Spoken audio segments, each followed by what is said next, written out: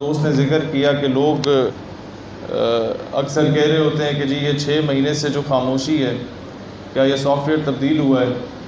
देखें, मेरे वालिद मोहतरम ने 32 साल अफवाज पाकिस्तान में सर्व किया है, और एक बच्चा जो एक फ़ौजी घराने में परवरिश पाता हो, और फिर अगर मेरा नसब देखा जाए तो मैं अवान हूँ, मैं अब्बास इब्न हैदर की औलाद हूँ, और अब्बास इब्न हैदर की औलाद का सॉफ्टवेयर अपडेट नहीं किया जा सकता आज तक।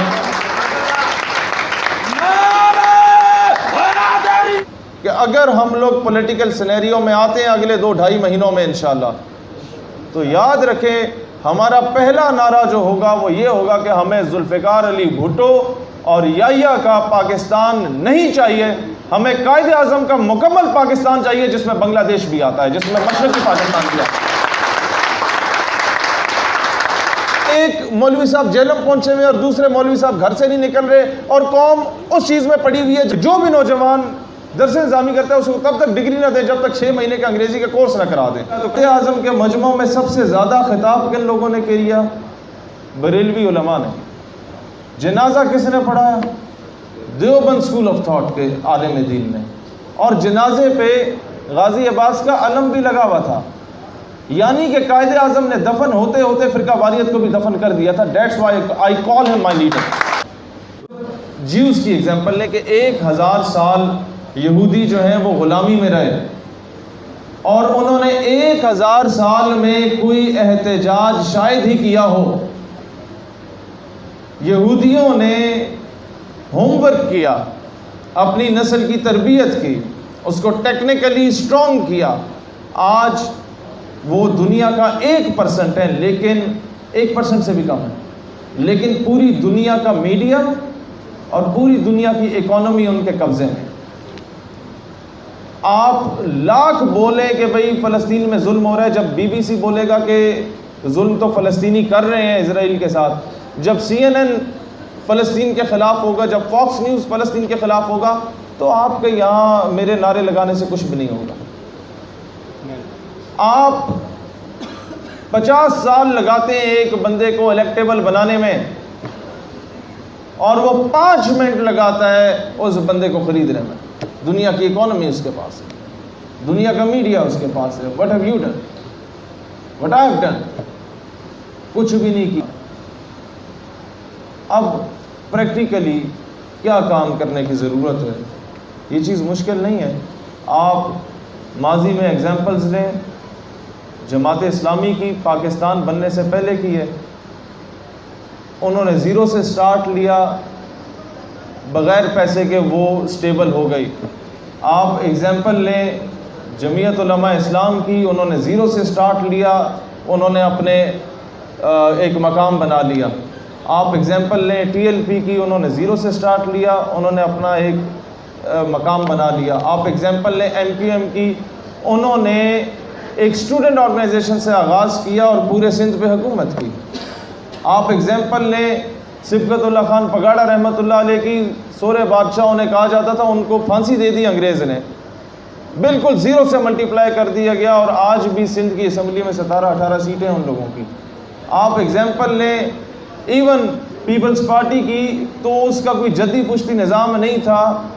भुट्टो का एक तकरीर जनरल अयूब को पसंद आ गई थी, और वो उसे उठा के इधर ले आया, और उसने सारा मामला जो है वो अपने फेवर में कर दिया था।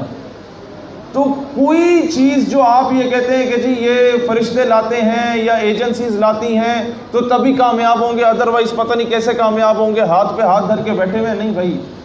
टू बी वेरी फ्रैंक, आपने अपने हिस्से की जंग खुद लड़नी होती है ना। है मैं कायदे आज़म को क्यों अपना लीडर मानता हूँ? नंबर 2, कायदे आज़म वॉज द पर्सन जिसको मदरसे वाला दाढ़ी और पगड़ी वाला नौजवान भी सुनता था, जिसके पीछे पीर जमात अली शाह जैसी हस्ती भी चला करती थी, जिसके पीछे ख्वाजा कमरुद्दीन सियालवी रहमतुल्लाह अलैह जैसी हस्ती भी चला करती थी, और जिसके पीछे अलीगढ़ का मॉड स्कॉट नौजवान भी चला करता था, जिसके पीछे पेंट कोट और टाइयों वाले भी चलते थे और मदरसे वाले भी चलते थे।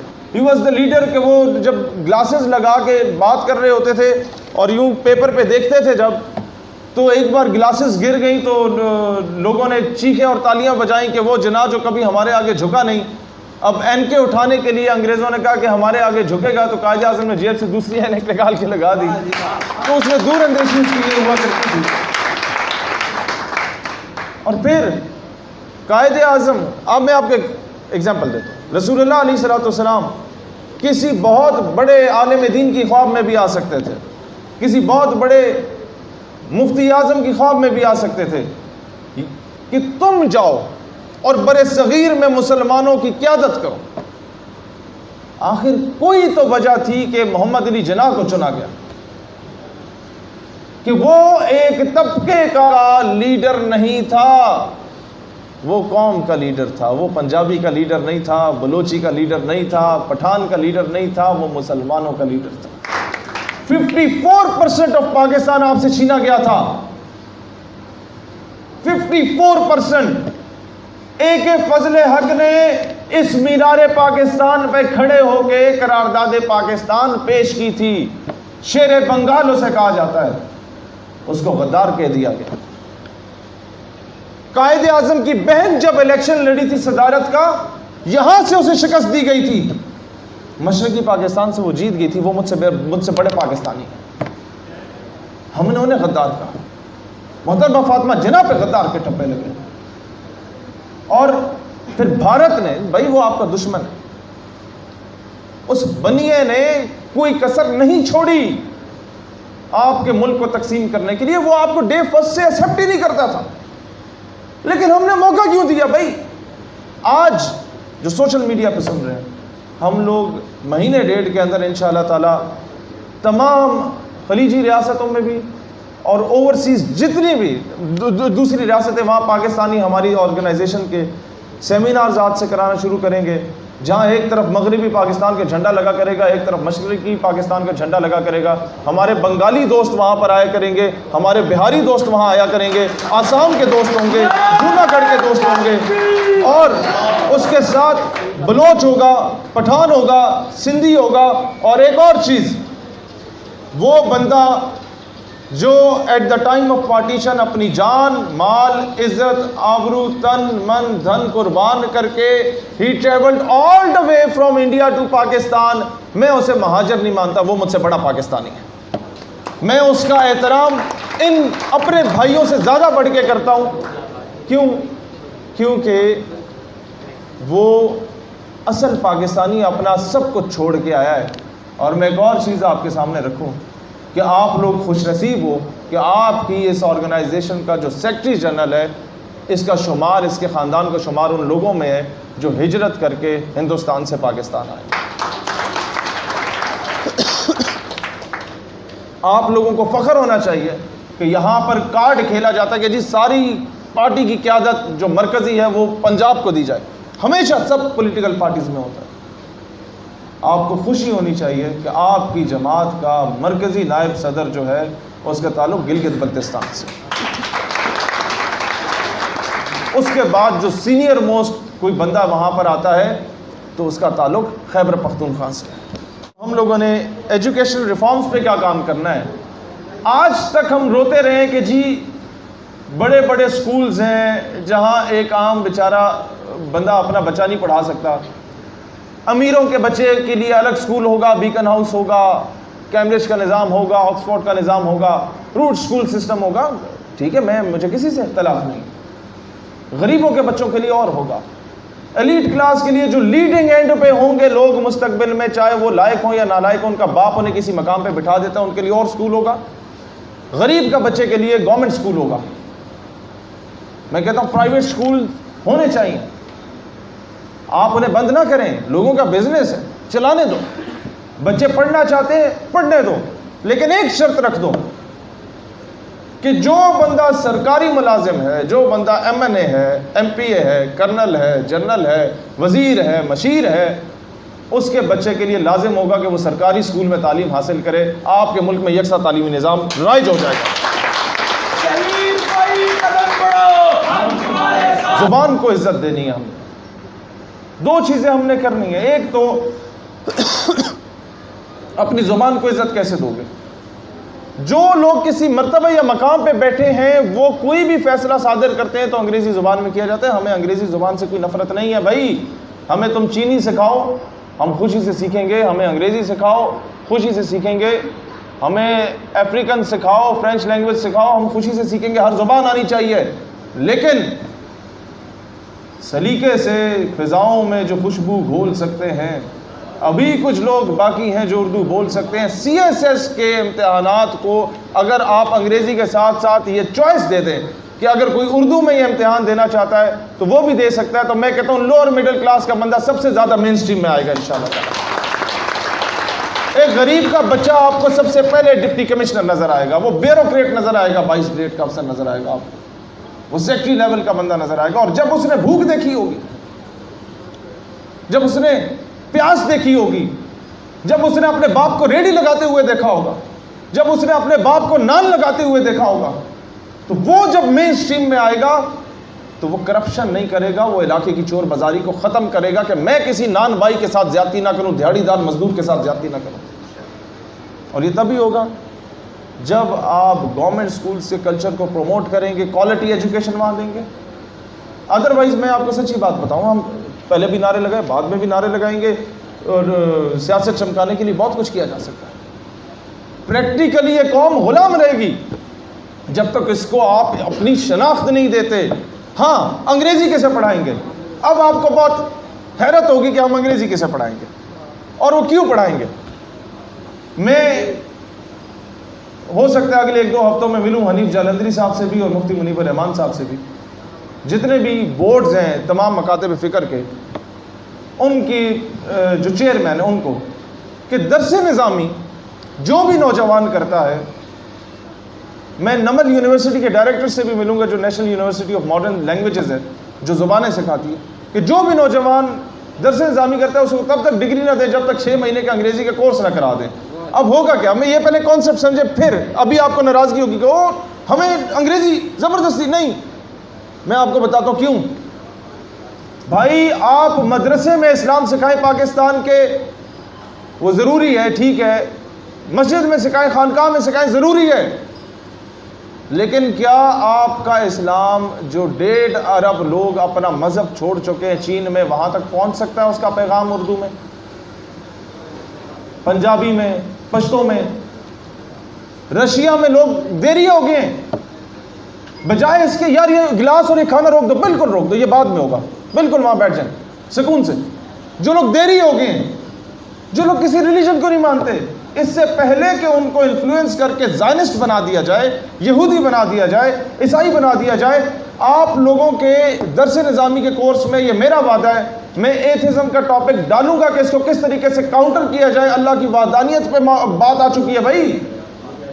आप इस्लाम को तब डिफेंड, अभी मुझे दुख होता है कि एक मौलवी साहब जेल में पहुंचे हुए और दूसरे मौलवी साहब घर से नहीं निकल रहे, और कौम उस चीज़ में पड़ी हुई है। जब इराक में जवाल आया था तब भी इसी तरह के मौलवी आपस में लड़ रहे थे इन बातों पे, और कौम तकसीम थी और कुफर ने आके पूरे इलाके को कब्जे में ले लिया था, और हम तब तक फिरकावारियत में पड़े हुए थे। आपने इंटरनेशनल इश्यूज को एड्रेस करना है। हमने अपने मगरब ने क्या जलालत की हमारे साथ। मगरब ने एक चपड़ासी की तनख्वाह जिस तरह आज 12,000 है उस दौर में रखी उस हिसाब से, और एक मुअज्जिन और इमाम की तनख्वाह वो रख दी कि एक इमाम को चपड़ासी से उसने कंपैरिजन किया उसका। आज आपका इमाम आपको कुरान पाक आके पढ़ाता है तो बेचारे के जहन में ये होता है कि ये मुझे कोई 2-4 पैसे देगा तो मैं रात को रोटी कमा। हमने इस हद तक मजहब को अपने से दूर कर दिया, हमने इस हद तक उसको डीवैल्यू कर दिया। हम लोग लफ्ज मौलवी को कदर देंगे इंशाअल्लाह ताला, इसको इसका एहतराम, इसका वकार देंगे। और 3-4 महीनों के बाद आ रहे हैं बल्दियाती इंतखाबात। अगर तब तक हमारा पॉलिटिकल सेटअप रजिस्टर हो जाता है तो वेल एंड गुड, अदरवाइज़ ये वैसे भी आज़ाद हैसियत में हो रहे हैं, आज़ाद नुमाइंदे खड़े होंगे। आप लोगों ने हर गांव से, जहाँ से खुद खड़े हो सकते हैं खुद खड़े हों, जहाँ से भाई चाचा मामा खड़ा हो सकता है उन्हें खड़ा करें, जहाँ से कोई और आपको नजरियाती बंदा खड़ा हो सकता है। आपने आज से लिस्टें बनानी है, आपके ज़िले में तहसीलें कितनी हैं, हर तहसील में यूनियन काउंसिल कितनी है, हर यूनियन काउंसिल में कितने कितने गांव हैं, और वहाँ में कहाँ कहाँ आपकी तंजीम साजी हुई है, कहाँ कहाँ नहीं हुई है। सबसे गौर से तलब बात है जिस वजह से आपको बुलाया गया। जहाँ पे नहीं हुई वहाँ पर जाके तंजीम साजी करें, और कुछ नहीं, अपना एक एक नुमाइंदा पकड़ें, उसको इलेक्शन लड़वाएं। जहाँ 1200 वोट लेके एक बंदा काउंसिलर बनता है, वहाँ आपका बंदा आराम से अपने चाचे मामे ताए के घर का वोट लेके 200-250 वोट लेके दूसरे तीसरे नंबर पे आ सकता है। आपका एक ऐसा धड़ा बनेगा कि आप लोग बराबरी की सतह पे बैठ के अपने इलाके की पंचायत में फैसला कर पाएंगे, और जब आप फैसला कर पाएंगे तो वो नवाब और चौधरी जो है उसको आप शट अप कॉल दे सकते हैं कि इस बच्ची के साथ ज्यादती नहीं होनी चाहिए। एक 25 साल का लड़का अगर जद्दी पुश्ती नवाब वडेरे जागीरदार के मुकाबले में इलेक्शन में खड़ा ही हो जाता है, मैं समझता हूँ कि सियासी निज़ाम पे सबसे बड़ी चपेट ये होगी कि हम जद्दी पुश्ती सियासत को लात मार के परे करने के लिए इंशाल्लाह मैदान में उतरें। अब अक्सर लोग ये पूछते हैं आपसे, हमसे पूछते हैं, भाई कैसे कामयाब हो गए? ਤੁਹਾਡੇ ਕੋਲ ना कोई वड्डी गड्डी है, ना ਤੁਹਾਡੇ ਕੋਲ कोई गार्ड ने, ना कोई ਤੁਹਾਡੇ ਕੋਲ सिक्योरिटी के मामलात ने, ना कोई थाना कचहरी कल्चर है, कामयाब किਵੇਂ हो गए? तो आपने बजाय इसके कि सर झुका के शक्ल कट के बैठे हुए हो, आप बताएं कि भाई आपका भाई जब इस्लामाबाद में 8 घंटे के लिए बैठता है तो 56 इस्लामी ममालिक का OIC का इजलास बुलवा के ही उठता है, और फिर जब आपका भाई 6 घंटे के लिए बैठता है, फिर जब आपका भाई 6 घंटे के लिए इस्लामाबाद में बैठता है तो औरत मार्च और मिस्टर चिप्स और ये 12वीं सिर में टाइप की आंटियों पे पाबंदी लगवा के उठता है वहां से। हमें एक दिन से ज्यादा कभी धरना देने की जरूरत ही नहीं पड़ी, हमें कभी पत्थर उठाने की जरूरत नहीं पड़ी। हमें पुलिस वाला अगर कोई किसी के ऑर्डर्स के तहत कोई लाठीचार्ज करता भी था, हम सीने से लगाते थे, हमें जरूरत क्यों नहीं पड़ी? क्योंकि we believe in our team के जब मुज़ाकरात के लिए राजा नुमान या मलिक वकास जाता है जिन्होंने CSS की तैयारी की हुई है, उसे पता है एक ब्यूरोक्रेट को किस तरीके से कन्विंस करना है। जब सामने ब्यूरोक्रेट बैठेगा, हम लोग ब्यूरोक्रेसी के लेवल के बंदे को भेजेंगे। जब सामने मुज़ाकरात के लिए फौजी बैठेगा तो हम फौजी टाइप बंदे को भेजेंगे, जब सामने मौलवी बैठेगा तो मौलवी को भेजेंगे। उनमें बेरोजगारी है, महंगाई है, और ये सारे मसाइल हैं। आपके पास इसका क्या हल है जो बाकी सियासी जमातों के पास नहीं है, और आप क्या कर सकते हैं? तो एक बात मैं आज ये राज आपके सामने खोल ही देता हूँ कि पिछले 10 सालों से हम लोग जलसे कर रहे हैं। पिछले 6 महीनों से आपने मुझे किसी जलसे में नहीं देखा होगा। उन 6 महीनों में हम यही होमवर्क कंप्लीट कर रहे थे। अब हम जब आएंगे तो पूरी तैयारी के साथ आएंगे। हम कॉन्स्टिट्यूशन बना चुके हैं इंशाअल्लाह ताला। जब हमारी पार्टी अनाउंस होगी तो सबसे पहला जलसा हम लोग जहाँ पर हमारे बंगाली भी होंगे, बिहारी भी होंगे, वो जलसा हम लोग इंशाअल्लाह ताला मोहम्मद बिन कासिम की धरती कराची में जाके, सिंध में सी व्यू पे जाके पहला जलसा हम करेंगे। और जिसकी साजिश थे, ये नारे लगे थे कि उधर तुम इधर हम, मेरे सिंध का भाई, मेरा वहाँ का महाजिर, मेरा वहाँ का बिहारी, मेरा वहाँ का सिंधी जो मोहम्मद बिन कासिम का वारिस है, वो ये वहाँ पर ऐलान करेगा कि मेरा लीडर पाकिस्तान तोड़ने वाला नहीं हो सकता, मेरा लीडर पाकिस्तान जोड़ने वाला होगा इंशाल्लाह। कि वहाँ पर कराची में बैठ के, लाड़काने में बैठ के, इनके कुत्तों की खुराकें जो हैं वो हज़ारों लाखों रुपए की आ रही हैं और मेरे थर के बच्चे पानी के लिए बिलक रहे हैं। गरीब शहर तरसता है रोटी के टुकड़े को, अमीर शहर के कुत्ते भी राज करते हैं। अमीर शहर के कुत्ते और अंग्रेज़ों के कुत्ते नहलाने वाले हैं, उनका राज ख़त्म होने वाला है इंशाअल्लाह। पाकिस्तान के हकीकी वारिस सामने आएंगे इंशाअल्लाह।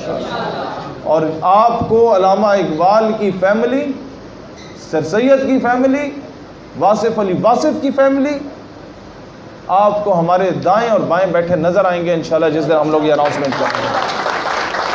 आपको कश्मीर, बंगाल और सियाचिन में शहादतें देने वाले शहदा की फैमिलीज नज़र आएंगी। तब आप शट अप कॉल दे सकेंगे दुनिया को कि पाकिस्तान के हकीकी वारिसों की जमात अब मैदान में आ रही है इंशाअल्लाह। और इसके बाद मैं आप सबसे एक बात कहना चाहूँगा, अब जो ये सवाल है कि क्या ये पार्टी ही बनानी थी तो हमने सारा कुछ किया, आप ये समझ लें कि हम ये नहीं बनाते। हम 10 साल और नारे लगाएंगे, हम 10 साल और मारे खाएंगे, हम 10 साल और फ़िरक़ों में तकसीम किए जाएंगे और फ़िरक़ों के अंदर 600 फ़िरक़े और बना के तकसीम किए जाएंगे। और यही किया जा रहा है। जो लोग कहते हैं ना ये पता नहीं कोई बड़े ही मुतशद्दिद किस्म के लोग हैं, मैं ये भी बात बता दूं कि हमारी जो भी पॉलिटिकल पार्टी लॉन्च होगी इंशाअल्लाह ताला, उसमें यार इन्हों रहने दो 1 मिनट प्लीज़, मरकज़ी काबीना में हम माइनॉरिटी की एक सीट रखेंगे जिसमें मदन सिंह साहब खालिस्तान की तहरीक की नुमाइंदगी करेंगे। आपके मीडिया दिखाए ना दिखाए, इंडिया को जो आग लगेगी उससे आपको अंदाज़ा हो जाएगा। हम वो स्ट्रेटेजिक मार देंगे उसे, वो स्ट्रेटेजिक मार मिलेगी आपके दुश्मन को कि उसने पंगा लिया था कि हम बांग्लादेश को अलग करेंगे, उसने पंगा लिया था कि हम आज़ाद बलूचिस्तान बनाएंगे, उसने पंगा लिया था पश्तूनिस्तान का। हमने जो कुछ उसके साथ अफगानिस्तान में किया उसकी आने वाली नस्लें नहीं भूलेंगी इंशाअल्लाह ताला। उन्होंने कोशिश की कि हम लोग सिंधु देश का नारा लगाएंगे। अब सिंध का मामला भी कवर हो गया, बलूचिस्तान का भी। हमारे बलोचों ने और सिंधियों ने भी उन्हें शट अप कॉल दे दी। हमारे पठानों ने भी बता दिया कि हम लोग पाकिस्तान के असल वारिस हैं, कश्मीर हमने आज़ाद करके दिया था जब लोग इनकार कर गए थे। हमारे महाजिरों ने भी बता दिया कि हम पाकिस्तान के वारिस हैं। और अब इंशाअल्लाह ताला जिस पाकिस्तान को तोड़ के इन्होंने हमसे अलग किया था, वही पाकिस्तान इंशाअल्लाह ताला भारत को सबसे ज़्यादा चुभने वाला है। मगरबी पाकिस्तान की निस्बत ज़्यादा अगर कोई चीज़ भारत के लिए नुकसानदेह साबित होगी तो इंशाअल्लाह